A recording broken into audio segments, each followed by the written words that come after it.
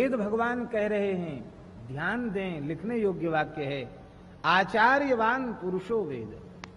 आचार्य निष्ठा, गुरु निष्ठा, गुरुजनों की आज्ञा पालन करने का स्वभाव जिसका नहीं है, वह व्यक्ति चाहे जितना कठोर साधन करे भगवान तक नहीं पहुंच सकता है। गुरु जी आज्ञा दे दें, उनके रुख को देखकर, उनकी प्रसन्नता को देखकर कार्य करे तो सामान्य सा कार्य करते करते उसे भगवान की प्राप्ति हो जाएगी।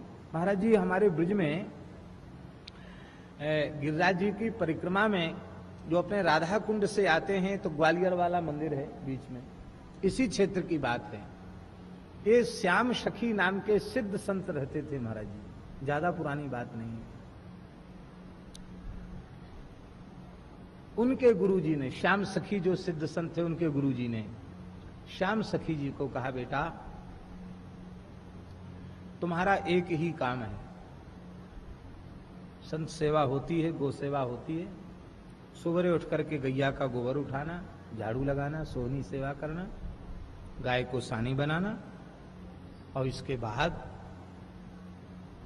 गौ की सेवा भी समय तो लगता है गौ सेवा में, फिर स्नान ध्यान करके तिलक स्वरूप करना, तब तक रसोई बनाने वाले लोग रसोई बना लेंगे, और ठाकुर जी को भोग लग जाए तो परोस के सबको जिमाना। आज जिमाने के बाद फिर रसोई के सारे बर्तन मांजना, चौका लगाना, और चौका लगाने के बाद अब देख लो कोई भूखा नहीं रह गया, तब बचे खुचे प्रसाद को पाना, अन्ना बचा तो ऐसे ही जल पी के भजन करना, ये तुम्हारा साधन है। और जितना बन जाए उतना अपना हरि नाम का जप करो, ये साधन बता दिया।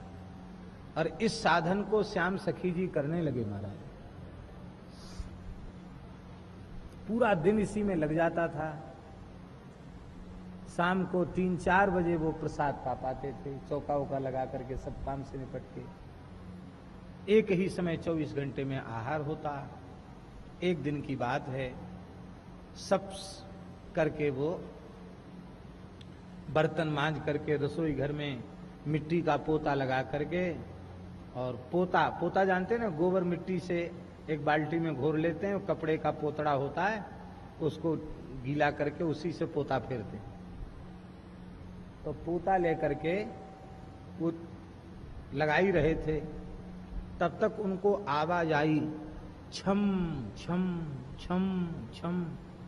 नेत्र खोले उन्होंने तो उधर कुसुम सरोवर की तरफ से युगल सरकार गलवहियां दिए हुए रसोई घर के तरफ से उनके सामने से आ रहे हैं, छम छम मुस्कुरा रहे हैं, हाथ में बांसुरी है। अब वो पोता ऐसे फेरना चाहते थे तो उन्होंने अपने कपोल पर पोता रखा, ऐसे देखते ही रह गए।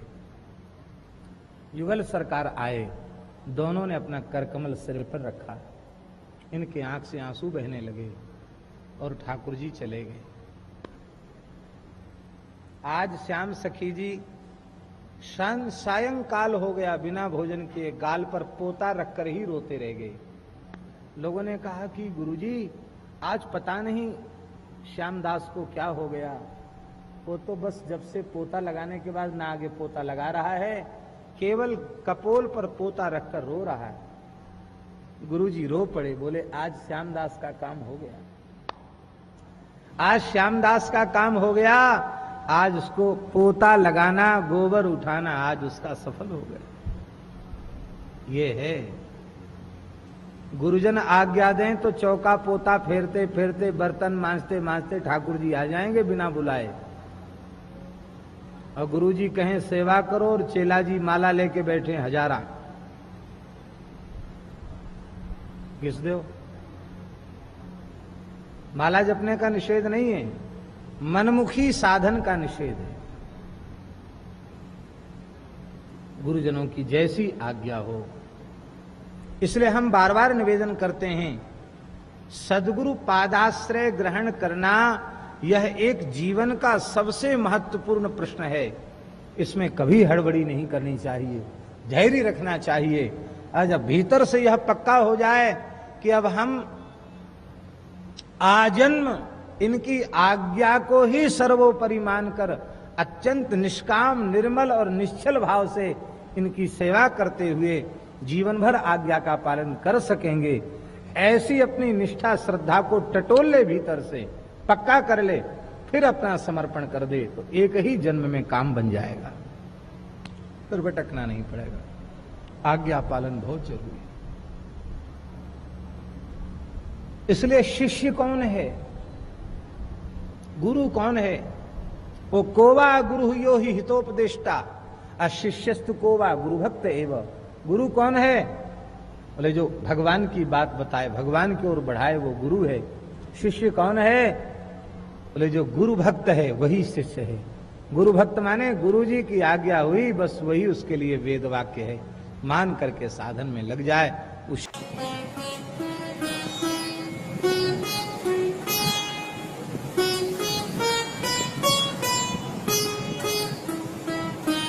श्री सीताराम प्रतिदिन सत्संग एवं दर्शन के लिए श्री महाराज जी के ऑफिशियल चैनल को जरूर सब्सक्राइब करें।